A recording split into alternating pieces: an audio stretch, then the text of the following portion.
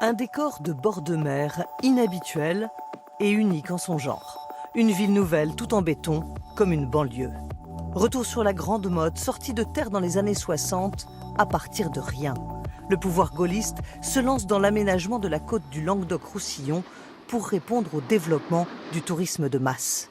Le marais infesté de moustiques est asséché, un port est creusé. Partout, des constructions pharaoniques émergent, l'œuvre de l'architecte Jean Balladur. J'ai adopté la forme pyramidale parce que c'est la forme qui permettait de donner à chaque logement une terrasse jardin. Mais les pyramides en béton suscitent aussitôt la critique. Je déteste. Vous détestez? Je déteste. Je déteste parce que pour moi, c'est pas de l'architecture, c'est pas des vacances, ce n'est pas reposant. 55 ans plus tard, les arbres plantés alors ont poussé, le regard a changé. C'est magnifique. Vous avez vu toute cette verdure? Et la plupart des gens disent que la grande mode, ça n'est que du béton. Mais c'est pas vrai, regardez ça. Sous la canopée, un réseau de 55 km de pistes cyclables et de voies piétonnes dessert la ville entière. Là, c'est le côté avant-gardiste vraiment de Jean Balladur, parce qu'il crée une ville qui est d'abord cycliste, d'abord piétonne, alors qu'il est à une époque où c'est la voiture qui est reine et qui va être reine pendant plusieurs décennies. Et en plus, il met son réseau de pistes cyclables et piétonnières à l'ombre, sous les arbres. Il n'y a pas encore d'enjeu climatique à l'époque. Et ça prend un sens incroyable aujourd'hui. 70% d'espaces verts recouvrent la grande motte. Les 30% restants, des constructions de béton pleines de symboles et de détails. Comment ne pas voir des lunettes de soleil dans les courbes de cet immeuble? Les voiles d'un bateau sur celui-ci, un bikini haut et bas sur ses balcons. Chacun peut imaginer ce qu'il veut. Une certitude, c'est bien le nez du général de Gaulle que l'architecte a reproduit ici. Car rien n'a été laissé au hasard. À l'ouest, le quartier féminin, tout en courbe. À l'est, le masculin, tout en raideur. Jean Balladur a pensé la ville entière. De l'église à la mairie, en passant par l'agora, le tout rassemblé sur la place des Trois Pouvoirs, orné d'un labyrinthe, en son centre. C'est un symbole qui, en fait, représente la vie.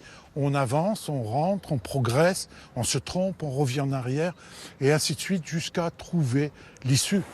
Une histoire en cours d'écriture. En 55 ans, la ville nouvelle s'est peuplée de près de 10 000 habitants permanents, des pionniers. La forme architecturale d'ensemble est intéressante, elle est assez astucieuse en somme, mais il est évident qu'on se retrouve devant de grands immeubles collectifs et que ça risque de ne pas plaire à certains. Nous sommes venus quelques jours, vous voyez, chez des amis, et cet ensemble extrêmement moderne nous a plu infiniment, et aussi bien que nous allons prendre un studio, vous voyez, pour l'avenir. Ces habitants ont pris conscience il y a seulement une dizaine d'années de la richesse de leur patrimoine. Ils ont créé une association pour le défendre. J'ai encore en mémoire la parole de mon père qui disait « Tu as vu ces trucs là-bas et dire qu'il y a des couillons qui vont acheter ça ». Cette image de ville de béton, on l'a regardée longtemps. C'est difficile après de faire passer, comment dire, quelque chose de négatif, de le transformer en positif. C'est pas facile, je crois. Il n'y a que 3 villes dans le monde créées ex nihilo, c'est-à-dire au départ de rien, qui est sorti du sable. Le Corbusier, c'est Chandigarh. Oscar Niemeyer, c'est Brasilia. Et Jean Balladur, la Grande Motte. Donc voilà, quoi, c'est pas n'importe quoi. C'est pas n'importe quoi. Un des plus prisés de la Grande Motte, le Rémar.